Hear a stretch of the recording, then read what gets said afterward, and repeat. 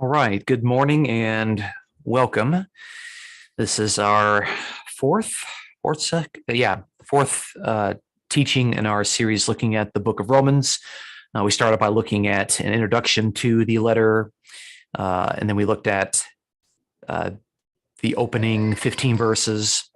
And then in the previous teaching, we did the purpose statement of Romans, which is 1:16 through 17. And then today we're going to round off the first chapter. I think that was kind of intended to be an argument in and of itself.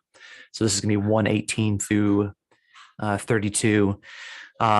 You might benefit more from this having seen the other teachings, but I'll do the best I can to make this as relevant as possible. This is the very first one that you're looking at. So, but I would encourage you to look at those when you get a free moment. It's going to be clear, obviously, that in Paul's argument, he is continuing what he's already said thus far, and it's hard to summarize all of that in something we've spent, 3 hours already going through. So let's go ahead and look at today's passage.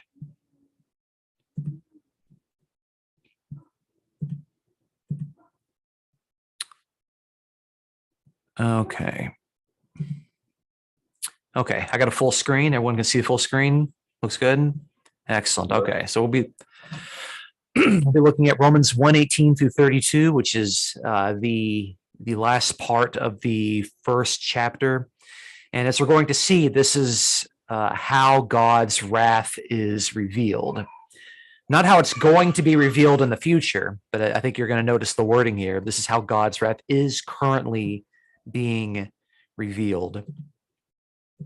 So we'll start off here. I think it's important, obviously, to situate our passage in its context. And so I want to start by reading the previous two verses and then just kind of seeing how the language that Paul uses continues some of those themes.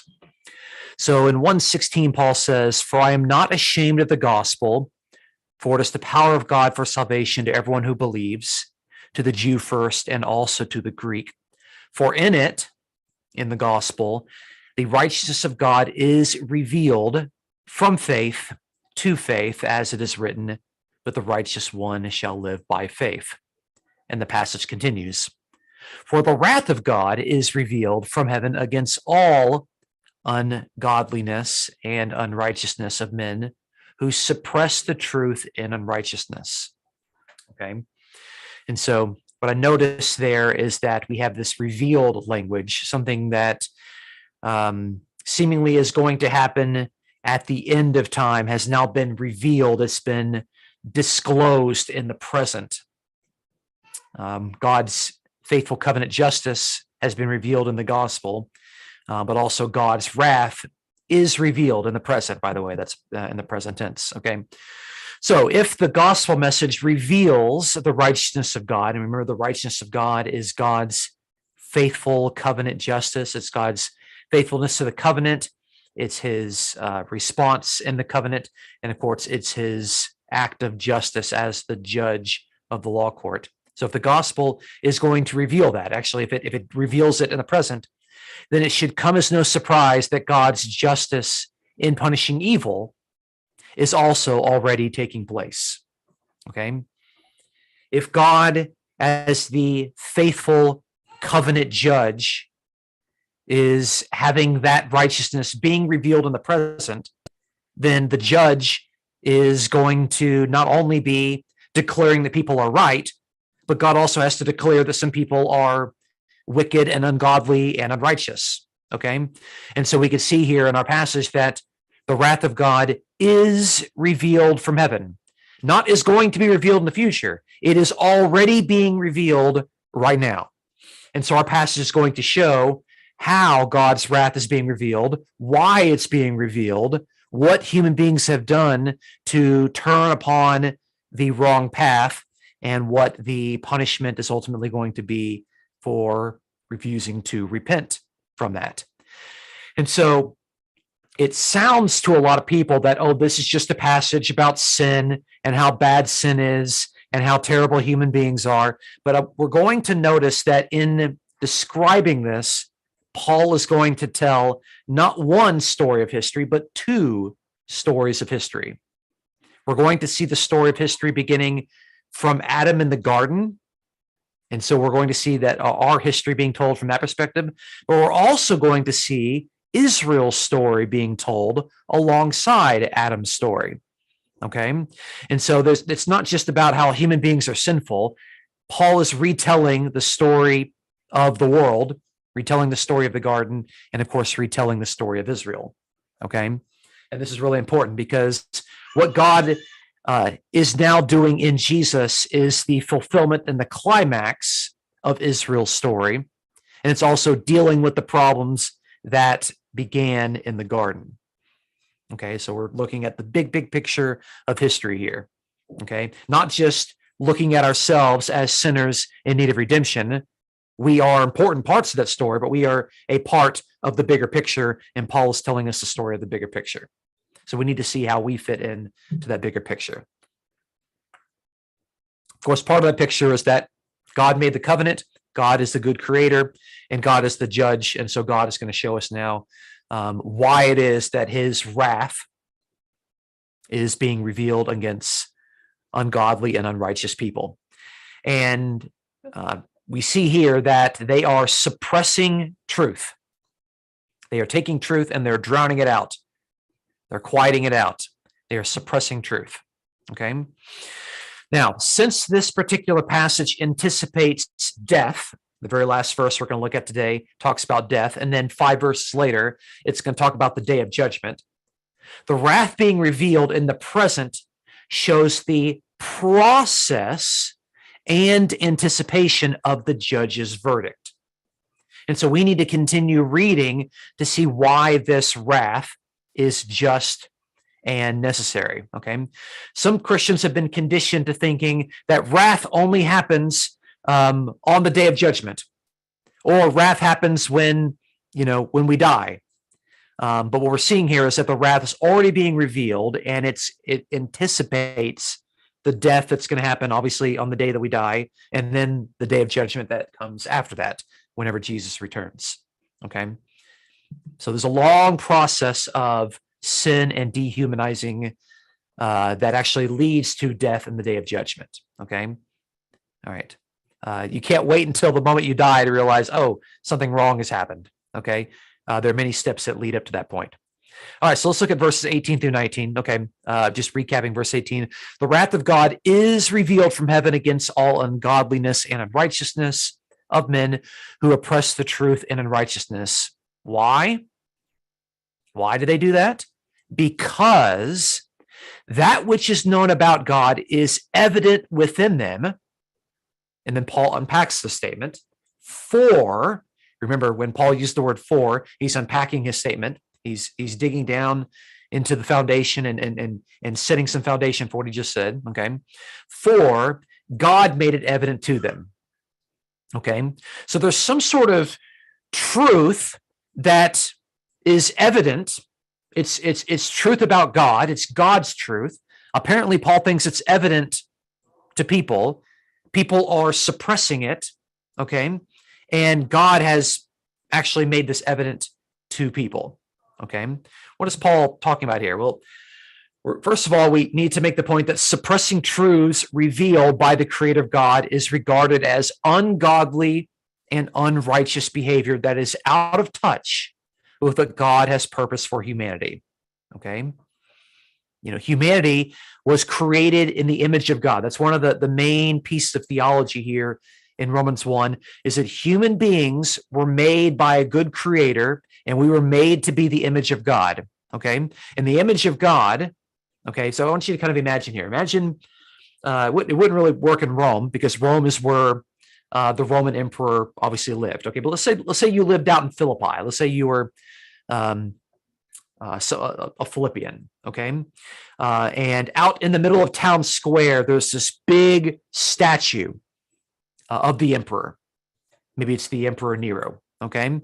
And that statue there is an image. And that image says, okay, this guy right here, he's in charge, okay?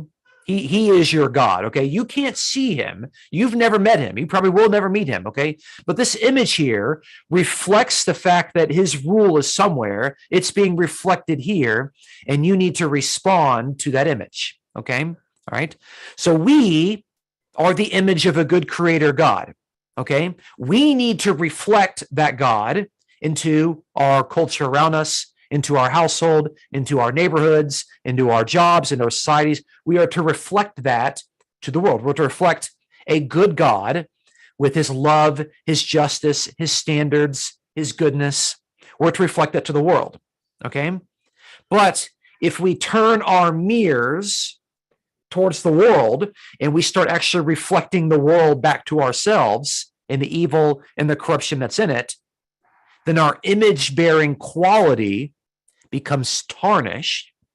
We cease to be the image of God. We lose our purpose. We lose our function. And as we're going to see in our passage, God says, if that's what you want, then fine, I'm going to let you go down that road. Okay? So we were created in the image of God. Okay? And we cannot be suppressing the truths that God has revealed. In fact, as the image of God, we are to be reflecting those to the world.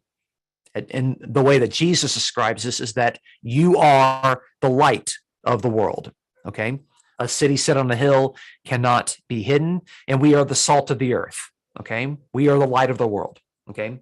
We are to be taking, as far as the Christian standpoint is concerned, we're to be taking the message of God's kingdom, the good news of God's kingdom, the message of the gospel, and taking it to the world as redeemed people, helping other people find the redemption that God has brought to us. That's what it means to be the light of the world as a Christian, okay? And so those people can't be suppressing truth. They're supposed to be reflecting the truth. They're supposed to be sharing it.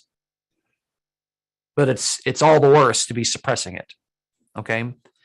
To suppress a truth that God has revealed is ungodly and unrighteous behavior. Okay.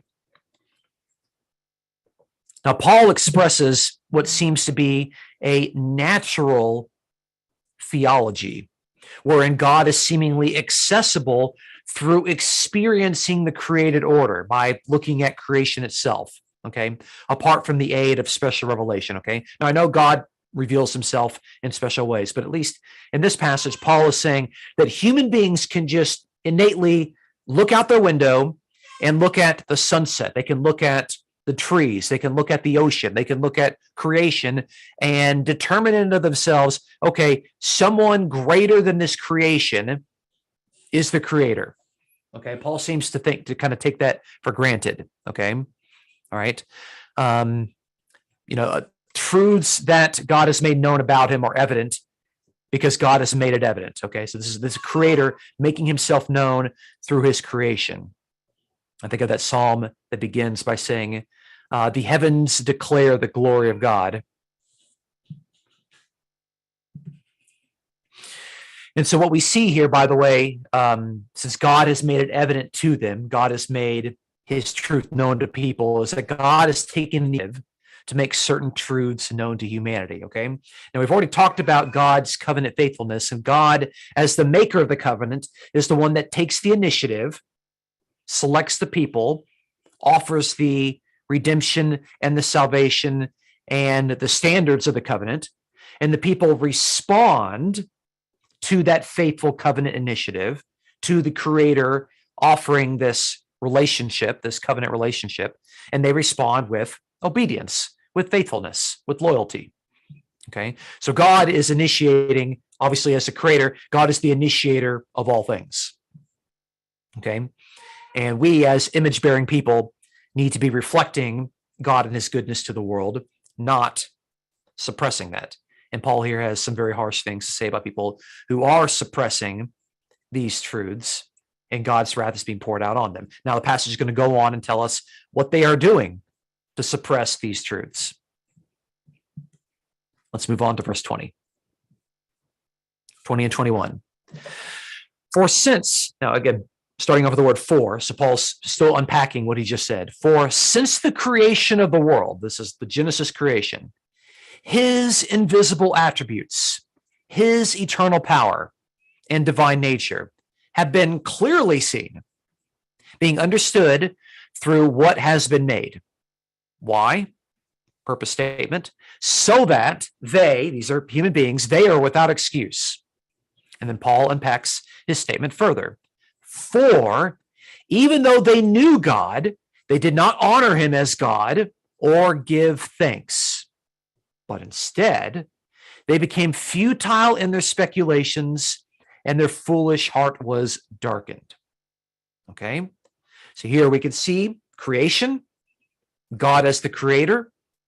Okay, and we can see that God and who he is evident through what can be clearly seen. That is the creation that you can see outside your window. Okay, and so people who they recognize there's a God, but their response should have been to honor him as God and to give thanks. Now, what does it mean to honor God as God?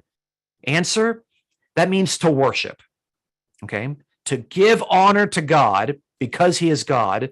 That's what worship means. Okay, so human beings should have worshiped God and offered thanks to God, but their mind became futile in their speculations, and their heart, and which notice their heart is described as foolish. They were foolish. Okay, their heart was darkened. Okay, and this can be important because the heart is the center of your being from the biblical perspective. The heart is the place where you believe. You believe with your heart, and so we got to make sure that our heart is not foolish and our heart is not darkened. Okay, but there's a consequence here to not worshiping God and to not giving thanks to God. By refusing to worship God as image bearers, is refusing to look at God and to reflect him and to worship the one in whose image we are created, we start along a path of dehumanizing behavior to where we become futile in our speculations, our heart becomes foolish, and it becomes darkened. So I also want to point out here that the creator, by the way, is described here as a single person. It has his attributes, his eternal power. People did not honor him. And so in other words, Paul understands the creator to be Unitarian, obviously not Trinitarian. I know I'm preaching to the choir here, but this is important. This is Paul writing to the Roman church where maybe some people are visiting the church who have just grown up with paganism. They've grown up worshiping many gods, many lords. And Paul here is describing the creator as a single person. The creator is one person. It is the creator. It is the one who created, literally, the one who created. Okay, the one person who created, not the three who created or the two, one person. All right. And merely acknowledging that there is a creator is not enough. Okay, you can't just say, I believe in God. That's not enough. For human beings were made to worship and offer thanksgiving as their faithful response to the creator's initiative. Okay, the creator offered the initiative. We respond as image-bearing people. We were created in the image of God. We respond with worshiping the creator. You got to know who the creator is in order to worship him. Okay, and you got to give him thanksgiving. Okay. All right. And failing to respond appropriately, their heart became dark. Okay. And remember, the heart is the seat of emotion. The heart is where you believe.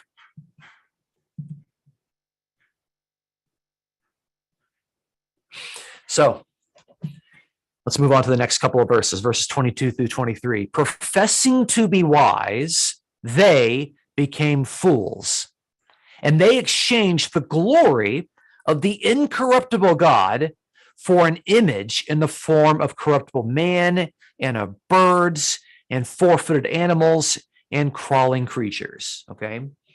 And so I gave a title to this screen, Retelling Stories of the Garden and Israel. Okay. And I think most Christians, when they read this, they can hear the story of Genesis chapter 3. They can hear the story of the serpent, something in creation, coming and telling image bearers that if they listen to the serpent, and don't listen to the Creator anymore, and they eat of this fruit, then they will become wise. But they didn't really become wise. To not listen to your Creator is actually foolish. And the glory that Adam and Eve had as image-bearing people, created to rule God's world, they exchanged it for something that's creation. They exchange it for the image of corruptible man and then animals, birds, animals, crawling creatures. They lost what it meant to be the image of God. Okay, it became tarnished. And so the retelling of Genesis 3 is pretty clear. In Genesis 3, verse 6, it says the tree was desirable to make one wise. And so here, as Paul is telling us the story, he's saying this is the story of the world, okay? But a lot of readers also don't understand that Paul's also retelling the story of Israel, because Israel as a nation was also guilty of exchanging the glory of the incorruptible God for an image. That happened in Exodus 32, when after receiving the 10 Commandments, and after having God visibly appear on Mount Sinai, also called Mount Horeb, they decide to make a golden calf. And then they actually said about this golden calf, "This is your God who brought you out of the land of Egypt." Okay? So in regard to Israel's history, I think Paul is actually echoing this particular passage out of Psalm 106.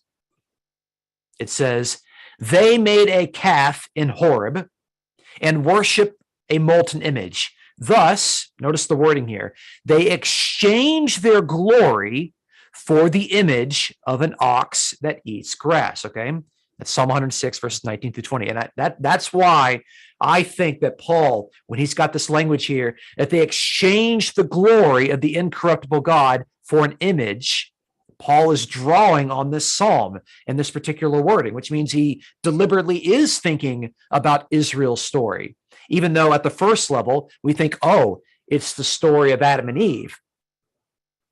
And this is a really, really important point. This is for us to start to understand Paul's argument in Romans, is that this sets a trend we will see in Romans where the narratives of Adam and Israel are interwoven and they are both intended to be recognized. Okay? The narratives of Adam and Israel are interwoven throughout Romans, and we need to be able to see and to recognize those. Typically, Christians, what they do is they see, oh, here's the fall of Adam, we're sinners, and now we just need Jesus as a Savior, okay?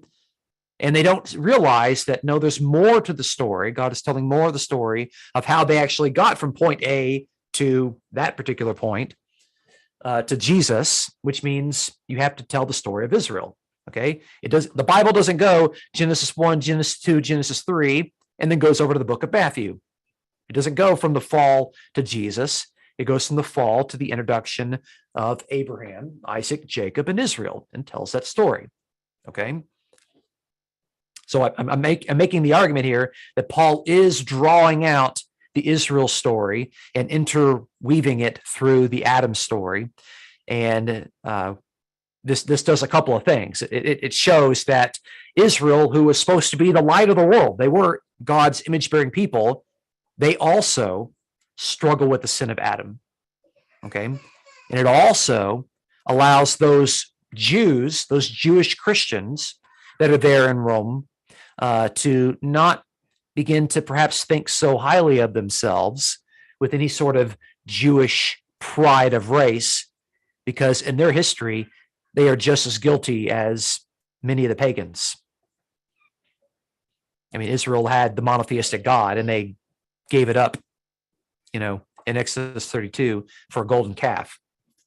They can't sit there and say, oh, we're better because we have monotheism and you guys are all pagans. So it's very, very interesting and detailed indictment that we're seeing here from Paul. Okay. So again, notice that Paul is not saying that we as individuals are sinners. Paul is telling the story of the entire world, including Israel. All right. So now we're seeing that if people who are image bearers suppress the truth and they give up the glory of God to reflect the fallen creation, then God is going to give them over. So you can see there at the beginning. Therefore, because of that behavior, God gave them over in their lust of their heart to impurity. Why? So that their bodies would be dishonored among them. And then he unpacks that. For they exchanged the truth of God for a lie and worshiped and served the creature rather than the Creator, who is blessed forever. Amen. Okay? So by giving up the image-bearing responsibility, who are supposed to be giving honor to God as God, worshiping him and giving him thanks, okay? And if we don't do that and we start to reflect creation, the creature, the creation, okay? Creature and creation come from the same word. If we start to reflect the creation rather than the Creator, then we are dishonored. Our image bearing becomes tarnished. We become dehumanized in that process. We forget our focus. We forget our purpose. We forget our responsibilities. And God is not able to be reflected to the world. Okay. It's also very important you understand who that Creator is. Okay. You don't want there to be any confusion on who the Creator is. Okay. But as we see there, because human beings decided to give up on their image-bearing responsibilities, God says, okay, I'm going to give you over to your lust. If you want to do that, fine. God says, if you want to do that, I'm going to give you over to it. Okay? So death and judgment are not the only punishments for disobedience. Dehumanizing behavior and a distortion of the image of God come first. Okay? You don't get to the point of death and then a terrible verdict on the day of judgment without many steps prior to that. And as we're seeing here, turning away from living out as the image of God and having that image being distorted and discolored, that leads us to death and to an unfavorable judgment. Okay? That's why the wrath is currently being poured out right now. Okay? If you want to turn away from God, God pours out his wrath, and God's going to turn you over to the lust of your hearts. Okay? There's another interesting passage here that I think Paul is drawing on with this particular wording out of Psalm 81, where God says, I, Yahweh, am your God, who brought you up from the land of Egypt. Open your mouth wide, and I will fill it. But my people did not listen to my voice, and Israel did not obey me. So I gave them over to the stubbornness of their heart to walk in their own devices. Okay? So notice here, God, the covenant God, okay, he's the initiator of the covenant. He's the one that rescued them. I brought you out of Egypt. Okay? I'm the one that's going to feed you. I'm going to take care of you. People didn't listen to God. They didn't respond with faithfulness and loyalty and obedience. They didn't obey God. And because of their disobedience, so God gave them over to the stubbornness of their heart. Okay? It's just what we're seeing here. Okay? God created us, gave us a purpose. We're to listen. We're to obey him. We know from the story of Genesis 3 that human beings could have obeyed God. Okay? And from Israel, they could have obeyed God, but they were disobedient, and God gave them over.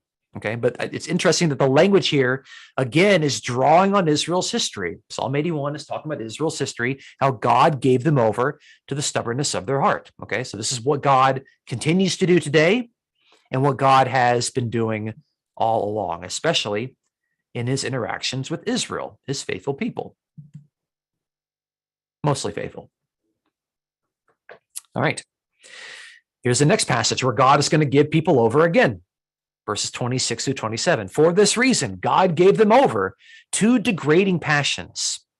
For their women exchanged the natural function for that which is unnatural, and in the same way also the men abandoned the natural function of the woman and burned in their desire towards one another, men with men, committing indecent acts and receiving in their own persons the due penalty of their error.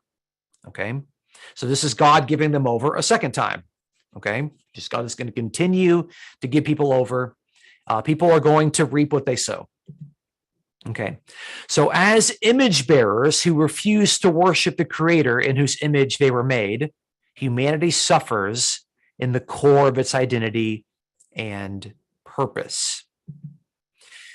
And when the image of God became distorted and dehumanized, then, notice here, the proper functions for males and females break down.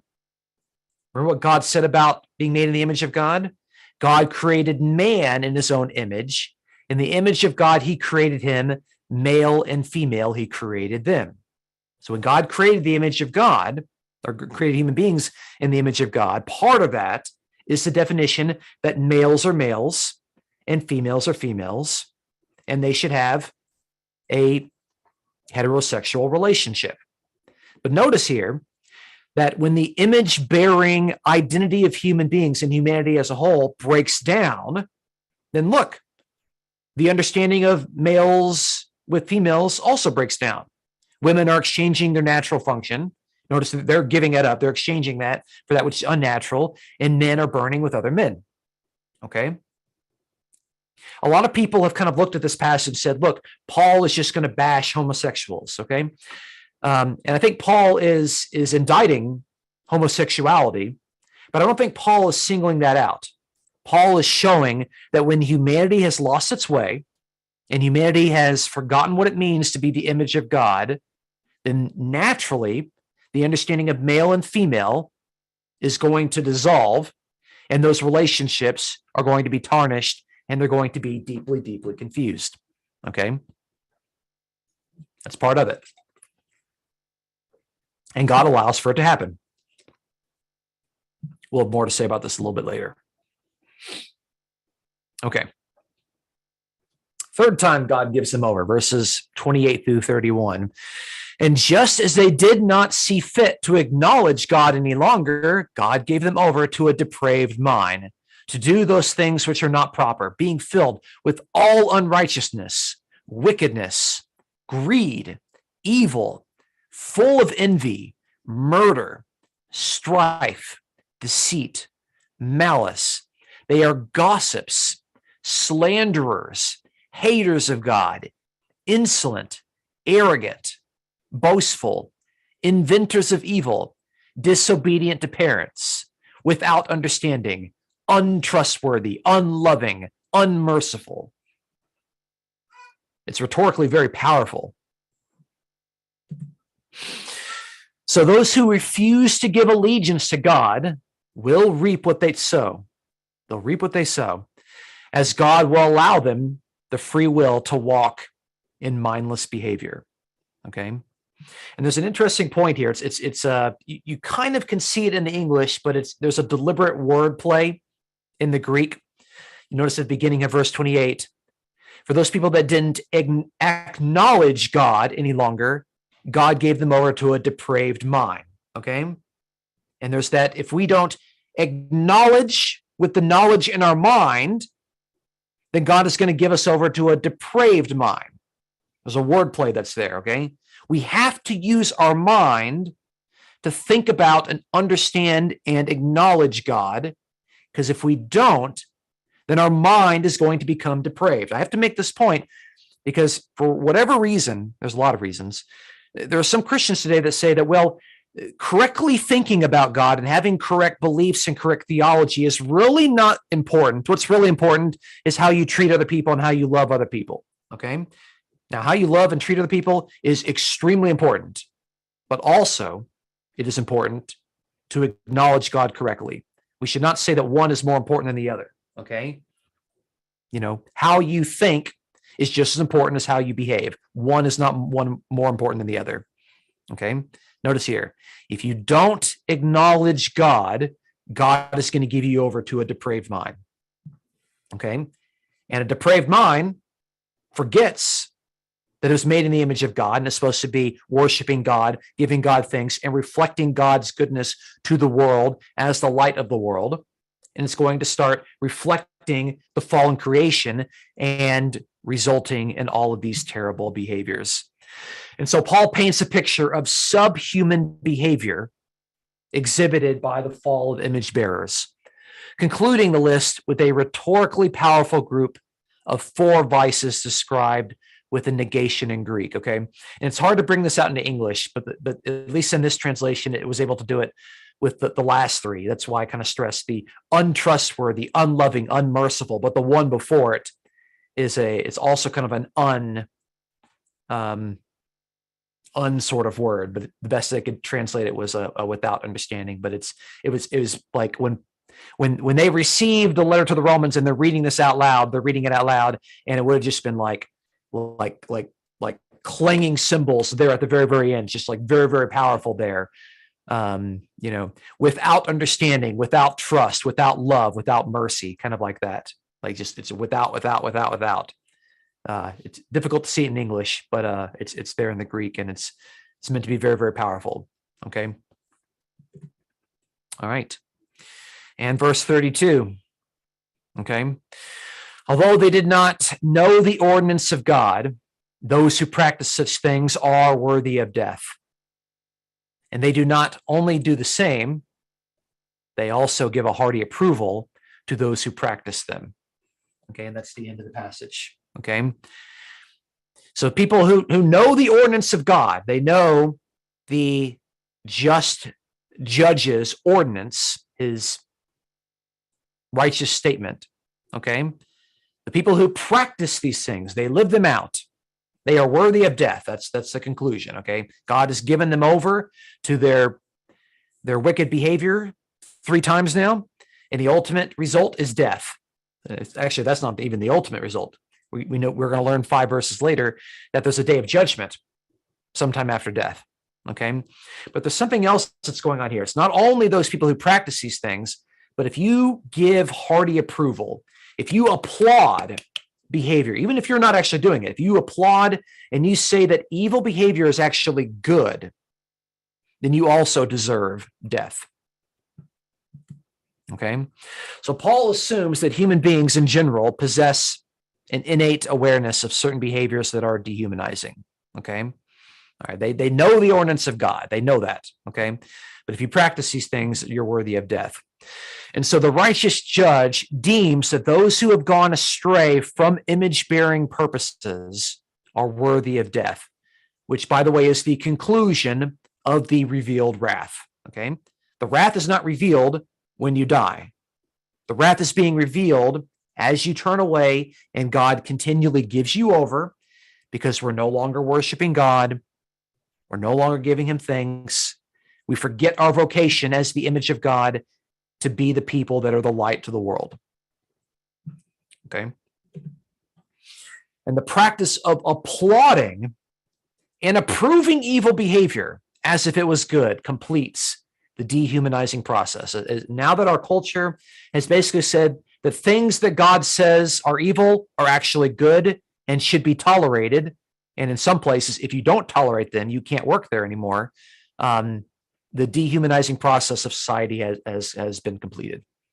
You know, it's awful, it's terrible, but when we start to say that things that are evil are actually good, and we start to tolerate evil, when we start to tolerate sin, then we know that we have truly reached rock bottom. Okay, now I'm going to give you a little preview of the next passage, okay? Because I know that Paul is writing this in a way that's going to make some people feel a certain way, okay? Because let's say that you're a Christian. Let's say you're reading this and you're thinking, okay, this doesn't really apply to me because I'm a Christian and I'm not behaving in this way. I am worshiping God, okay? I am giving him thanks. I'm not succumbing to this evil behavior. That's for the bad people. Those are the terrible people. Those are those terrible sinners, and they need to change, and they need to repent, and they need to listen to what Paul says. You know, they need to really pay attention to his words here, because otherwise they're going to result in death and the day of judgment. Okay. Paul actually is going to assume that that's how a lot of his readers are going to read this. He's going to talk about it later in chapter 2, and he's going to say that if you have an attitude of moral superiority and you are not living out as the light of the world, as being faithful image bearers, which means to be preaching the gospel and participating in the Great Commission and being the light to the world, then you're just as bad. You're just as bad as these people. So again, if you are starting to read this passage and think, oh, this doesn't apply to me, think to yourself, am I actually living out as the image of God, as a faithful image bearer? Am I actually actively participating and looking for ways to participate in the Great Commission? If not, Paul's going to have a word or two when we get to chapter 2.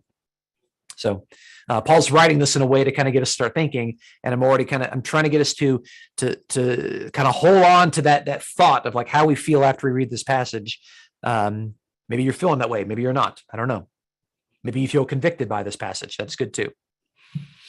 Okay, let's kind of draw it to a close and look at some applications. There's a variety of applications we can get from this passage, but I wanted to kind of really focus on 3 that I think are really relevant for our time right now. Number 1, as society continues the dehumanizing practice of taking certain sins and insisting that they are actually good virtues, the renewed people of God must strive to remain allegiant to God's standards. Loyalty and obedience to the Creator must take priority over a desire to be accepted by the fallen culture that has forgotten its purpose as image bearers. Okay? The culture is going to say certain sins are actually good. They're not sins. They'll actually turn those sins into virtues. We cannot be that way. We've got to remain loyal. We've got to remain allegiant to God's standards as he describes them. As image-bearing people, that means the definition of male and female as God has created us. Okay?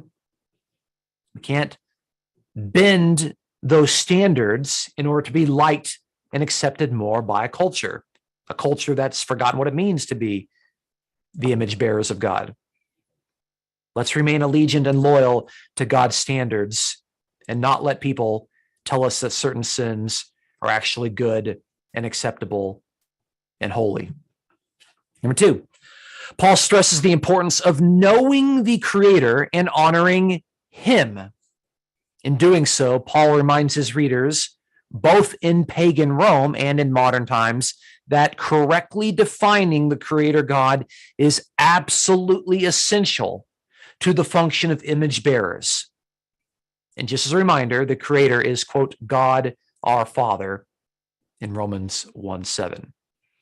If we're going to be image bearers of God, you got to know who that God is. If you're going to be reflecting the image of the Creator, you have to know who that Creator is. That makes sense, okay? If you're confused on who the Creator is, your image-bearing qualities are going to also be confused. Paul had to define the Creator as a single person, as a single self, as a single him, when Paul wrote to Rome, because they're in a pagan culture. Lots of pagan gods. In Christianity today, there's a big disagreement on how you define the Creator. Okay? I think Paul is saying that we need to accurately define the Creator as part of our function as being faithful image bearers. And lastly, one of the tragic consequences of the tarnishing of the image of God is society's redefinition of the male and female genders and their sexual practices. As the church faithfully lives out its vocation as image-bearing lights to the world, it must start with a clear understanding on these divisive points before it can seek to offer healing and redemption to those who struggle with them. Male and female, God created human beings. Okay? So the gender of those males and females are part and parcel with the vocation of being image bearers. And of course, the relationship that males are supposed to have with females and vice versa is also part of that. The church has to make sure that we are rock solid and absolutely clear on these points, even though they're divisive. We have to make sure that we are clear on them before we go and we offer redemption and healing to those people who struggle with them. So I can't teach on this passage without talking about it, because it's obviously a cultural issue that's only going to get worse. So this is, I think, an appropriate place to talk about it. So those are my three applications from Romans 1. Let's open some things up for questions and comments.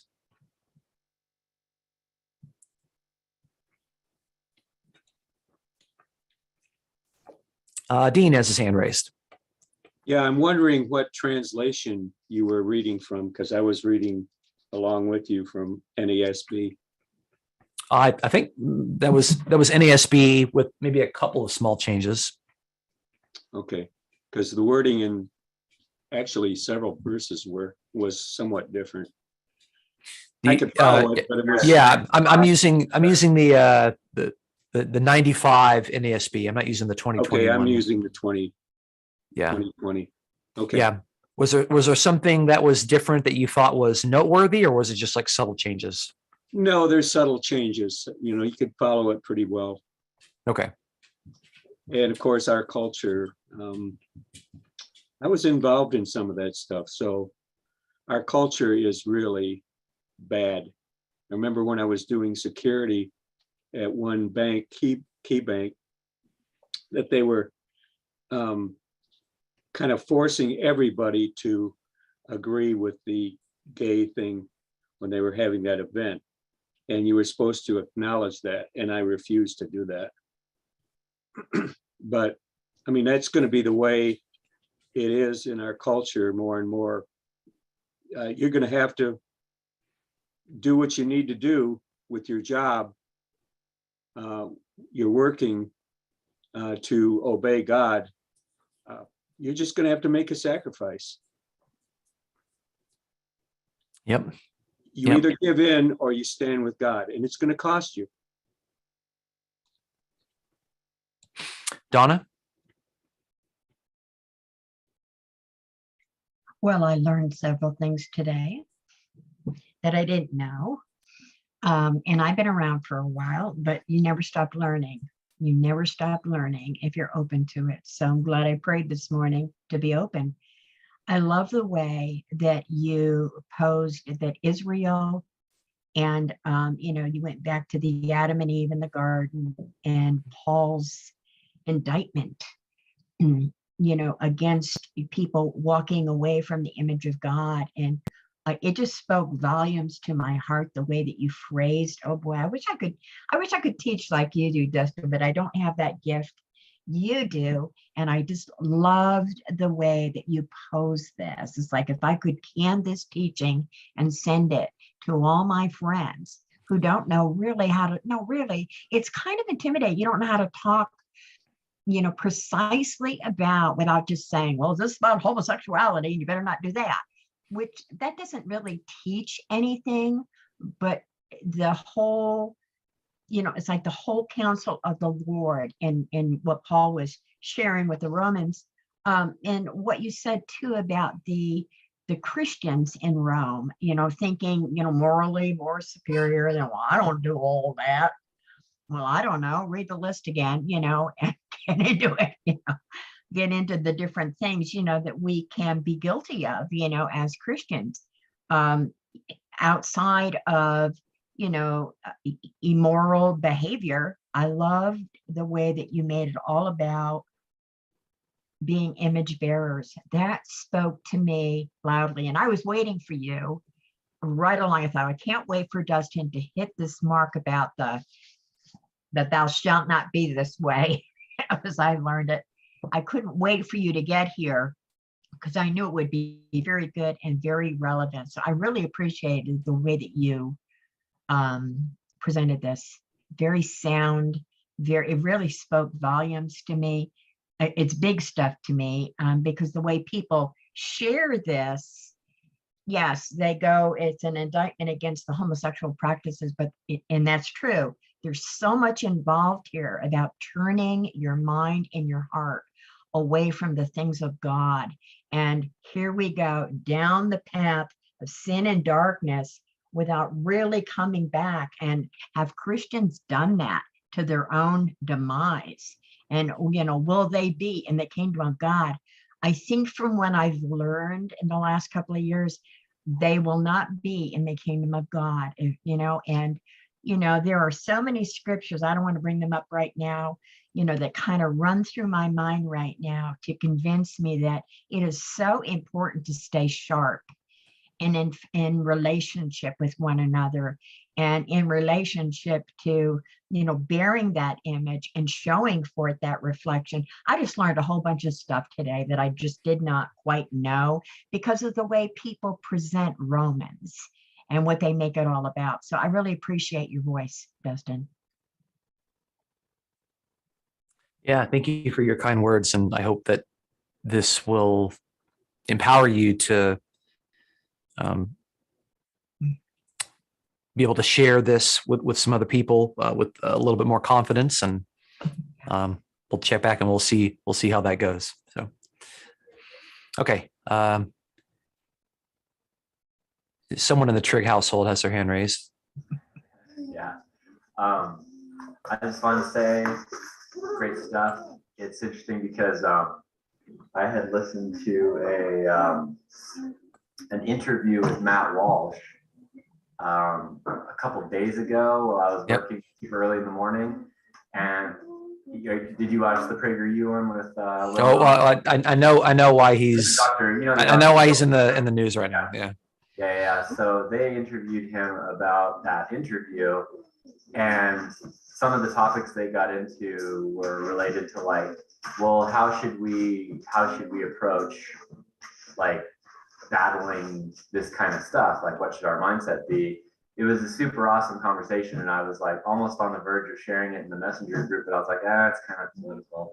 But but I kind of do want to share it now too, because this was so in harmony with some of the stuff they were talking about, where it's you need to have a long-term mindset, think about your children and your children's children, not just how are we going to overcome this and all of a sudden Christianize the whole country or something like that. It's not going to happen.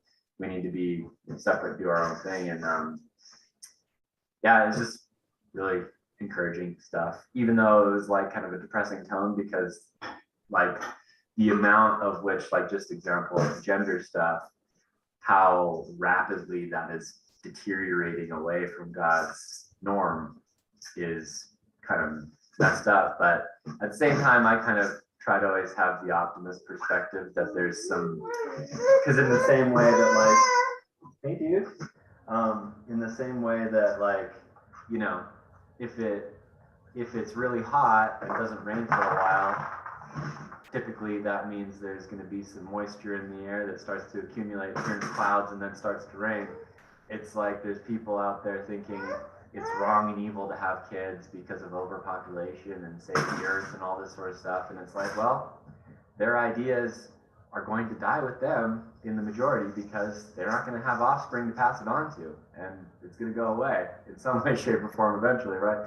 And because the only way to reproduce it is through passing it on to strangers or unrelated family members. So I think, just us being faithful and spreading the message to other people that want to be faithful it's kind of like that remnant idea back in the Israel days, where it's there's always going to be a remnant that God can create flourishing from when enough things align in the right direction. So anyway, I'll stop ranting. Good stuff. Enjoyed it. I'll share that thing in Messenger if anybody wants to listen to it.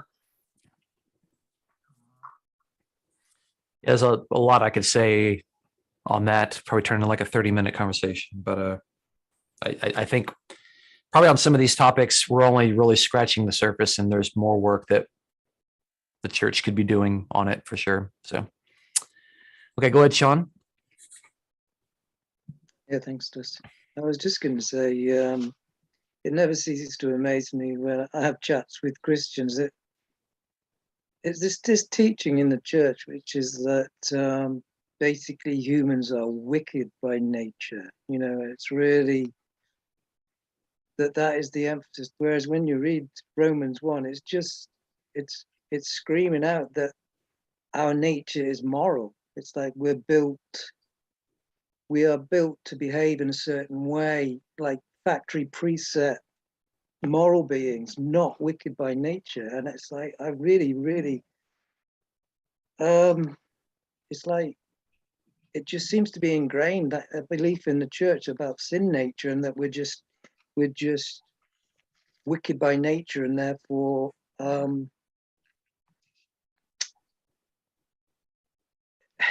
it's almost like it almost leads to well, not striving to maintain the way that the God has built it. Do you know what I'm trying to say? It's like yeah, because even just right here in my own household, striving against that particular belief, it's very frustrating when it seems to be so obviously there that you have to behave against your nature to cause God to give you over. So yeah, it's just that, just a comment really. Yeah, and I think that if we think to ourselves that we're just innately evil, it's hard to fix that. It's hard to take responsibility for our actions. We could just blame it and say, well, that's just because of some sort of sin nature. I've heard Christians say that. I was like, well, I do that because that's just how I am. And, or no one's perfect, or, like, I know no one's perfect. I get that. But, like Paul is setting up a lot of things right here. Like he talks about how like the mind has been, or, our heart's been darkened, but we later in Romans, we believe with our heart that God has raised Jesus from the dead. We're actually able to like acknowledge those truths. And even though our mind has been moved along into this depraved way, Romans chapter 12 talks about how we are to seek a renewing of our mind. So there's a process to like fix these things, and we don't remain in it. If you remain in it, that's our own fault. So I think that we are where we are because of the decisions that we make, and we don't have to remain here if we don't like it. We can make decisions, godly decisions, to pull us up out of these places. And God seems to be willing to work with us there. I think that's the good thing, is that you're not created broken, but we're going to be held responsible for our behavior. Yeah, it's like that very last verse is that those who do these things are worthy of death. Whereas I think the belief out there is that no, you're born worthy of death. You're born condemned and under the wrath of an angry God, and it's really pervasive. I find that it's arguing against that all the time. And This is why it's hard to do. It's hard to read what Paul says and to block out all the other stuff that we've been taught. It's hard to do. But hopefully we're able to do that, and we could follow along with what he says. And he'll have more to say about sin and where it comes from and how that affects us. But he's not there yet. So, okay.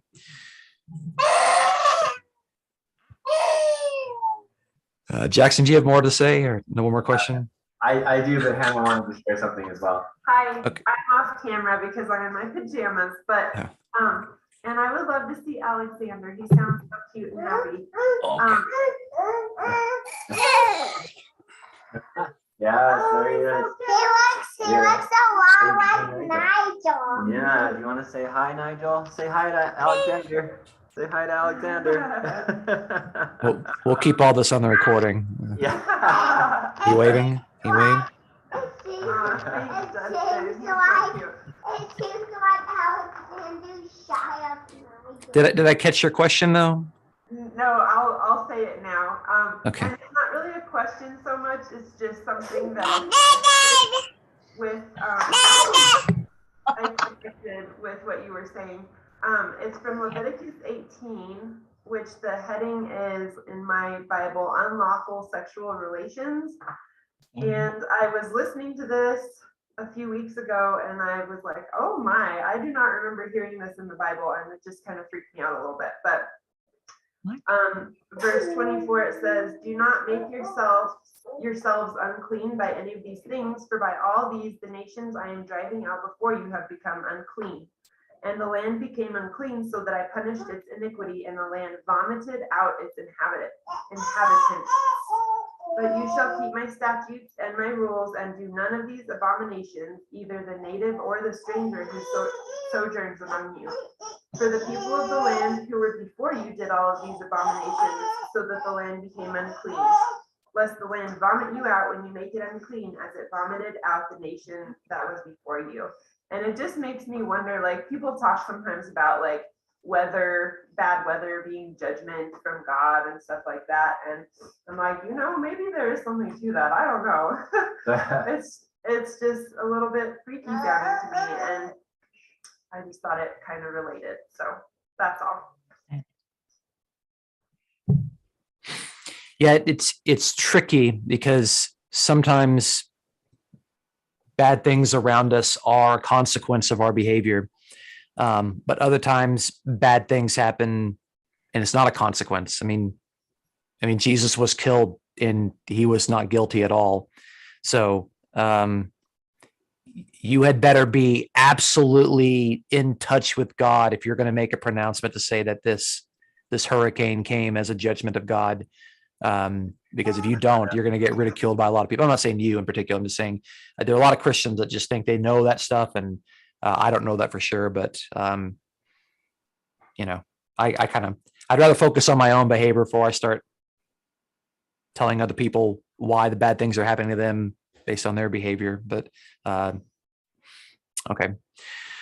I'll go with Phyllis and Steve, and then John, I'm going to have you end us off for the day.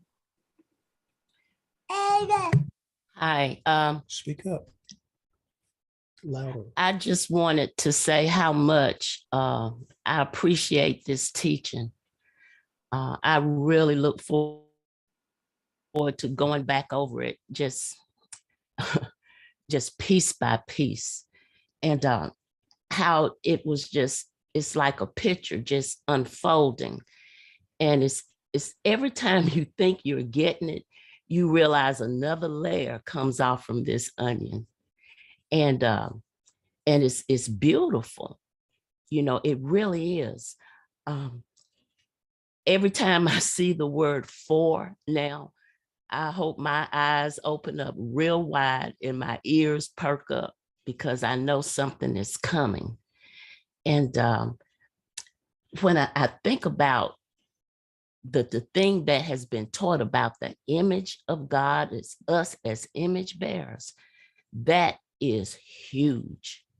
And as when I think about the gospel of the kingdom, this is what should make us, which Paul did, go back to the beginning and look at what his original intent for us was. And as Sean was saying, we got this idea that we're just, but he didn't tell us that. We were made in his image. We were created to be his image bearers. It's like,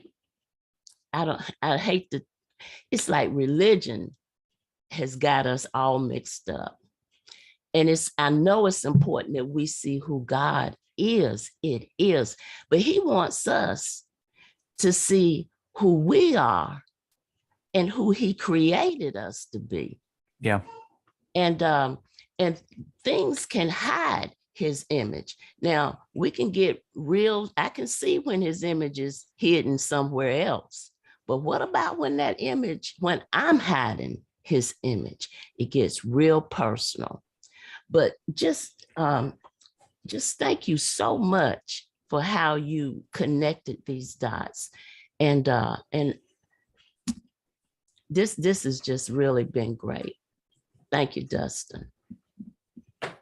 I appreciate you making the time to wake up and to show up here today. So thanks for your participation as well. And Your feedback is very kind. All right, John.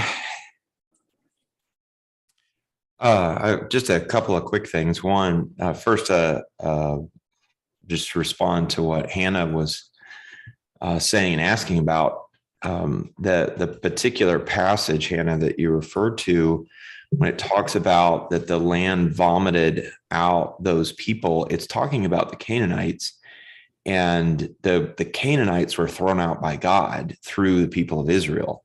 And while there was some supernatural stuff like with Jericho and, and the walls collapsing, for the most part, it was that God was empowering the people of Israel to drive them out. And then you can see something similar too with the people of Israel. When the land eventually vomits out the people of Israel, it's by other nations that occurs. So it's not that there aren't some times where God uses the natural world. It's a pretty rare thing to see in the scriptures. The vast majority of time, it's agents that God is working through, whether that's a single angel or a whole nation of people. And that's just what I would say about that. And then the other thing is, Dustin, you had mentioned something towards the end of the teaching where about the importance of understanding the truth and having a right understanding of things as much as a following the commandments to love and do good and that kind of stuff. And I agree with that. And what I would say about that is that I think Romans 1 is demonstrating this. It's showing it that the former leads to the latter. So a rejection of the truth of who God is and what we are supposed to be reflecting leads to the lack of love and all of these wicked things that occur, whether you're talking about murder or a rejection of gender, male and female gender, and that kind of stuff that sort of one begets the other, and we see that over and over again, and it makes sense when you think about it, that if you start to believe a lie, it's eventually going to lead you into the consequences of that lie. And so to me, they go hand in hand in that way, that we have to get to a right understanding first, and then it will lead us into the right way of living.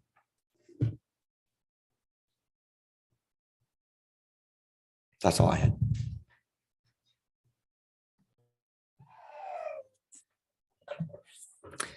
Yeah, I appreciate that. And it's good to have that clarification, I think, at the end. Not really clarification, but I don't think our ministry has ever tried to say that the doctrine is more important than ethics, or that ethics is more important than doctrine. I think they're both extremely important, and we probably shouldn't ever divide them. They really all should just be one package of just like sides of the same coin. Yeah. Okay. Well, I'm looking forward to doing more of Romans next month. There's some really exciting passages that are coming up, and I think they'll be good to kind of show some things that maybe some people haven't quite seen in Romans, and so that's kind of exciting. And I'm enjoying relearning this book and helping others to see it, and hopefully this leads us to do what the passage told us that we should do, which is to honor God as God and to continue to give him thanks. So thanks for watching this. And if you're watching, we'd love to have you join us. So get in contact with us and we'd love to see you. So thanks for watching and have a good day.